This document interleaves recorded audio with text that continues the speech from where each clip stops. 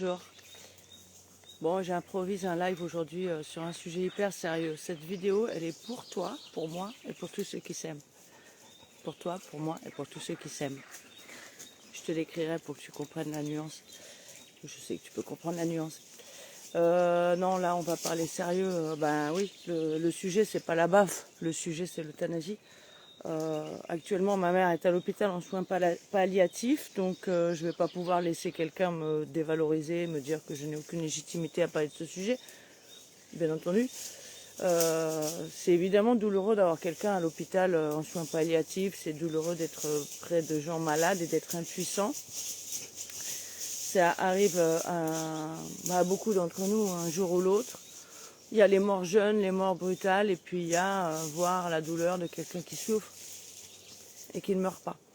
Il y a tout un tas de situations. C'est vrai que c'est une condamnation en fait de l'âme d'être sur un lit d'hôpital, de voir quelqu'un sur un lit d'hôpital, de penser à tous ses efforts dans la vie pour en arriver là.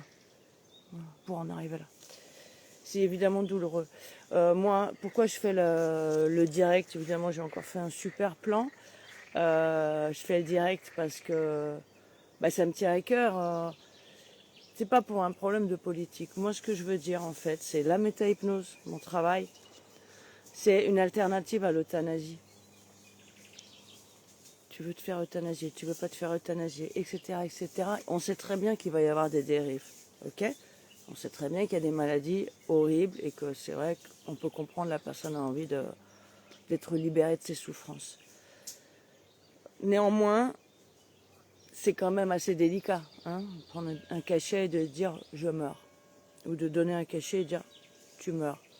C'est pas anodin. La personne qui le fait, même si elle se donne bonne conscience, elle peut garder au fond de son cœur une culpabilité pendant de nombreuses années. Bon, tout ça n'a pas d'importance. Ce qui compte, c'est que effectivement, quand on est malade et quand on a des douleurs, et voire des douleurs atroces, qu'on est dans une vie, à l'hôpital et qu'il n'y a pas d'issue, il n'y a pas de guérison possible, donc on attend la mort. C'est ce qui se passe.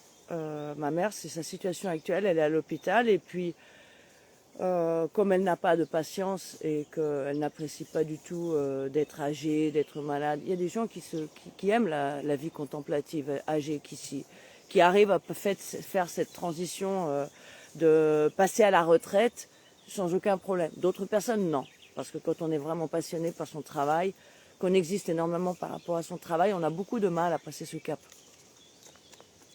Peu importe ces éléments psychologiques. Ce que je veux dire par là, c'est que par la méta-hypnose, on peut faire une thérapie courte pour libérer son âme des douleurs.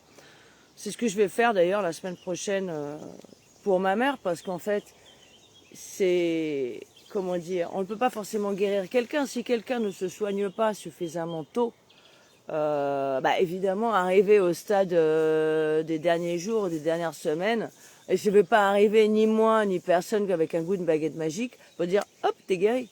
Bah non, on n'est pas des menteurs.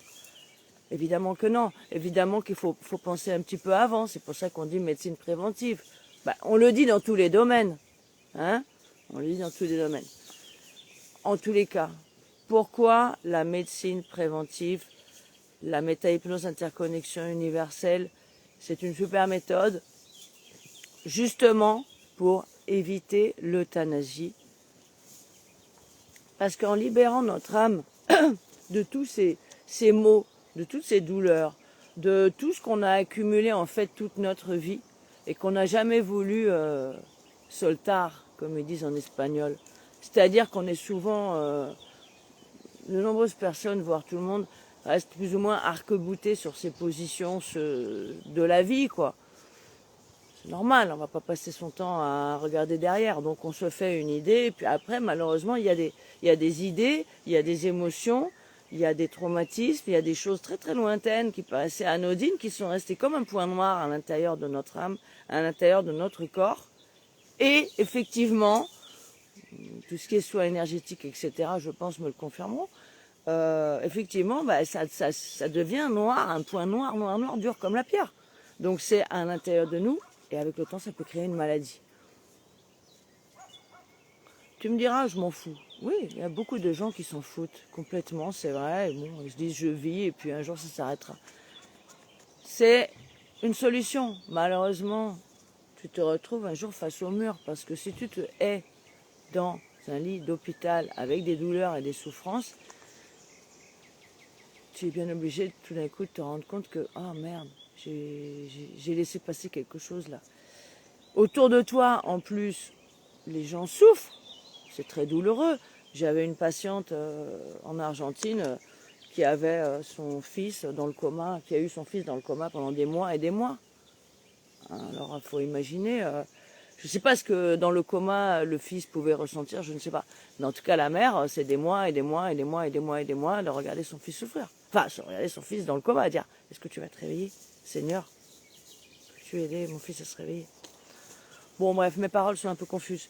Mais ce que je veux dire par là, c'est que la thérapie préventive de l'âme, c'est quelque chose de sérieux. Quand on a une personne qui n'a pas pris ce problème à l'origine, c'est-à-dire à 20 ans, à 30 ans, à 40 ans, qui a laissé au fond de son cœur des émotions, des pensées, des ci, des ça, ok, il a laissé ça sur un coin, il a laissé ça bien caché parce que on peut pas raconter sa vie à tout le monde non plus, et puis on fait comme si de rien n'était, on avance, c'est normal. On va pas pleurnicher. Mais, une fois que la personne est avec des douleurs atroces, que les gens sont devant lui ou devant elle à l'hôpital, là, vous pouvez encore entreprendre de faire quelques séances de méta-hypnose. Moi, en tant que thérapeute, je peux vous prendre, vous, comme canal, comme médium. C'est-à-dire, la séance va consister en quoi? Je vais vous induire, vous faire l'induction, la relaxation. Je vais vous mettre en état d'hypnose. Vous allez être évidemment réveillé, vous aurez les yeux fermés. Et je vais me connecter à l'âme du malade, à travers vous qui êtes un proche. Ok? Si je n'ai pas de proche, ou si les proches ne veulent pas le faire, j'ai bien entendu à disposition autour de moi des personnes qui peuvent remplir cette mission de canal. Ok? Donc, à travers mon canal, je me connecte à l'âme de cette personne qui est malade, qui a des douleurs, une souffrance, qui est en soins palliatifs, qui est en fin de vie, qui a une maladie grave, telle que le cancer ou autre. Le but de l'opération sera de la libérer de ses douleurs, de ses souffrances, de libérer son karma, de libérer son âme, de toutes ces obscurités. Il faut savoir que pendant la séance, la personne va pouvoir, ça marche très bien, va pouvoir sentir, voir, recevoir ces informations avec clarté. Okay. Et de toute façon, j'ai les protocoles pour décoder. Si c'est n'importe quoi qui nous arrive comme information, soyez rassurés. Hein. Je suis quand même un investigateur, pas policier, mais spirituel. Donc c'est sérieux. Donc va recevoir toutes ces informations et quand elle va me dire, tiens, je vois ça, moi, je vais entrer en contact avec ces énergies. Quelles sont les énergies qui actuellement clouent cette personne dans un lit et créent une souffrance, une angoisse, une peur de chaque instant, jour et nuit, qui va durer peut-être des mois et des mois, et à la fin de laquelle on se dit, bon, comme ça arrive actuellement pour ma mère, elle dit, bon, donnez-moi un cachet. Donnez-moi un cachet. Comme ça fait des semaines qu'elle dit, je veux mourir, je veux mourir, je veux mourir.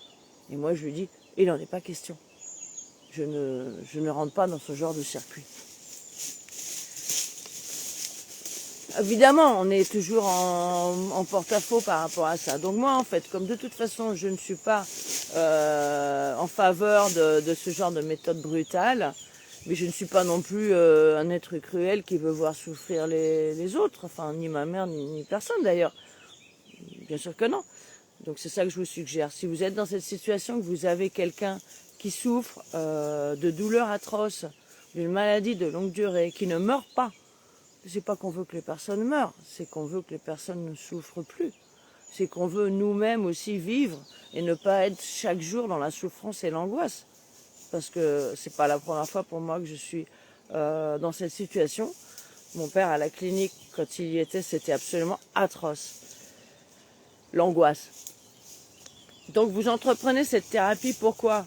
Eh bien, pour libérer les douleurs, pour libérer le karma, pour libérer l'obscurité, pour enlever tout le mal, parce qu'en fait c'est comme si la personne en fait avant de mourir, bah, tout d'un coup on lui présentait la facture. Tiens, tu vois, pendant 50 ans de ta vie, tu as eu la haine sur ce point. Tiens, pendant 70 ans de ta vie, tu as eu cette rancœur, tu as eu cette tristesse, tu as eu ci, tu as eu ça. Bah, tu vois, ça s'est accumulé en toi, ça s'est accumulé en toi. Tu as eu beau faire ton chemin comme si de rien n'était, bah, tu vois, la facture, elle est là devant toi.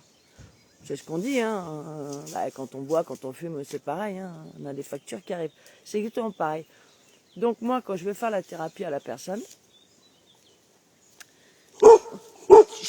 tu te tais, tu te tais, tu te tais, viens ici, viens ici. J'ai un jeune chien, ça fait pas longtemps, tu te tais. Quand je vais faire la thérapie à la personne, je vais lui enlever toutes ses obscurités. Alors, elle va être plus légère, elle va être au niveau de son âme, donc au niveau de sa sérénité, de son cœur, peut-être de son corps, et c'est le but d'ailleurs, d'enlever dans son cœur aussi, dans son corps, ces douleurs, celles que l'on peut enlever, ok? Calmos, on respecte la médecine moderne, il n'y a aucun problème, on respecte, on sait qu'il y a des limites à la médecine moderne, mais on respecte quand même, ok? Donc, on va enlever tout ce qu'on peut enlever. Qu'est-ce qui va se passer ensuite? La personne, il y aura plusieurs options. Elle peut guérir, si elle n'est pas au stade final de sa vie. Évidemment qu'elle peut guérir. Si elle est encore suffisamment en bonne santé, ou si, bon, quelque part, il y a un destin qui lui dit tu dois continuer, elle peut guérir. Et si elle ne guérit pas, parce que c'est trop tard pour qu'elle guérisse, parce que souvent, bon, on baisse les bras, on dit évidemment, c'est trop tard, on le sait que c'est la fin. Cette personne est en fin de vie. Eh bien, si elle ne peut pas, au moins, elle pourra partir en paix. Parce que c'est quand même super important de pouvoir mourir en paix. Partir en paix. Partir sans ces espèces de vieux bagages de notre passé. Donc libérer l'âme d'un proche, ça se fait par amour, ok? Et ça permet effectivement peut-être que quelques semaines plus tard, la personne puisse partir en paix. Parce que finalement, sans entrer dans un discours trop compliqué, si la personne reste clouée à son lit pendant des semaines à souffrir, c'est que sa condamnation reste. Sa condamnation reste. Sa condamnation, c'est comme si elle était attachée. C'est comme, oui, c'est ça, elle est attachée. Je suis attachée. C'est comme si j'étais là, attachée à l'arbre, je suis clouée à mon lit. C'est exactement pareil. Donc moi, je dois libérer cette personne de ça. Voilà, donc la semaine prochaine, une de mes collègues m'a très gentiment proposé, très compétente d'ailleurs, de faire une séance pour ma mère. Parce qu'il est difficile de faire des séances parfois pour ses proches. Et ben on verra ce que ça donne. On va faire ça dans le but de libérer son âme. On verra si une séance suffit ou si plusieurs. Évidemment, personnellement, je me prépare au fait que libérer son âme, libérer de douleur, ça peut permettre qu'effectivement, elle sorte de son corps d'ici quelques semaines ou pas. Mais ça n'est pas un assassinat, ce que je fais, c'est une œuvre du bien, de la lumière. Je travaille pour la lumière. Je ne me la raconte pas du tout, ok? Mais je travaille pour la lumière. Donc je trouve ça très bien. Je ne suis pas, entre guillemets, apprenti sorcier. On appuie sur un bouton, on vit, on appuie sur un bouton, on meurt. Ok, on respecte. Mais si on peut trouver une alternative à ce type de pratiques nouvelles qui évidemment vont se généraliser, on le sait très bien, eh bien c'est super. C'est-à-dire respecter la nature, respecter la création, ne pas se gargariser de voir les gens souffrir, non, pas du tout. Les libérer de leur douleur, les libérer des maux pour qu'ils partent en paix et pour qu'aussi nous-mêmes, eh bien, on ait la conscience tranquille, savoir qu'on a œuvré pour le bien de cette personne et que nous-mêmes, on n'est pas rongés par les remords, par la culpabilité. Ok? Voilà, j'ai essayé de faire court. C'était très peu préparé. N'hésitez pas à m'écrire, ou à me téléphoner en privé Et si vous avez un proche qui est dans ce type de situation, comme c'est mon cas, et je pourrais vous conseiller. Mais en tous les cas, je vous encourage fortement à prendre en compte ce que je vous ai dit, que si vous voulez une alternative à l'euthanasie, la métahypnose peut libérer l'âme d'une personne qui souffre en une séance, 2, 3, 4 séances, peu importe, ça ne sera pas 15-20 séances. Libérer son âme pour que son âme puisse être en paix. La suite, vivre mieux ou ne plus vivre, mais ne plus être cloué à un lit dans une souffrance, dans une angoisse, dans une peur, avec des yeux noirs de terreur. C'est très important. Donc vous pouvez le faire par amour, pour toi, pour moi et pour tous ceux qui s'aiment. Pour toi, pour moi et pour tous ceux qui s'aiment. Je vous souhaite une bonne journée et voilà, j'étais bien entendu comme toute femme active. J'étais avec mes enfants, mon Lucky et ma Julie au bord de la rivière. Il fait très très chaud déjà. Et bah oui, c'est normal, on travaille, mais je suis aussi une maman avec mes chiens. Bon, ciao, profitez bien, n'hésitez pas à m'écrire, je suis sérieuse, et n'hésitez pas à m'écrire. Et prenez en compte que vraiment, on est en faveur de la médecine moderne, mais bien entendu qu'on est en faveur. Qui va vouloir souffrir, que c'est fini le culte de la douleur, de la souffrance. Mais entre partir d'un extrême à l'autre, non, il faut trouver un juste milieu. La métahypnose comme médecine alternative, comme médecine préventive, comme libération de l'âme, c'est un juste milieu vraiment. C'est pour être un complément à la médecine actuelle, les médicaments, les examens, les ci, les ça, les traitements très puissants, très efficaces qui existent. Et puis le reste. Voilà, pour que nos âmes soient en paix. Mais nos âmes dans la vie aussi avant de mourir. Dans la vie, on est là pour vivre, on est là pour aimer la vie. Voilà.